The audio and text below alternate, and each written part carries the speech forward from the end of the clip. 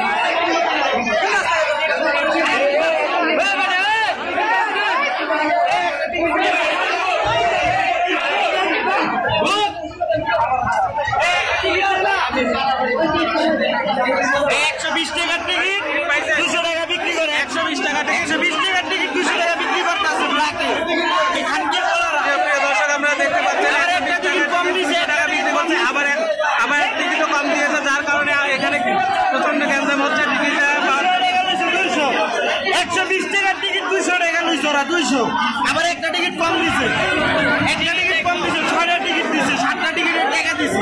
দর্শক আপনারা যেমন অভিযোগ করতে পারলে 120 টাকার টিকিট 200 টাকায় বিক্রি হচ্ছে, 120 টাকার টিকিট 200 টাকায় বিক্রি হচ্ছে এবং তা নিয়ে দর্শকদের মনে প্রচন্ড ক্ষোভ বিরাজ করছে। প্রায় অনেকটা শেষ করে বের হওয়ার মতো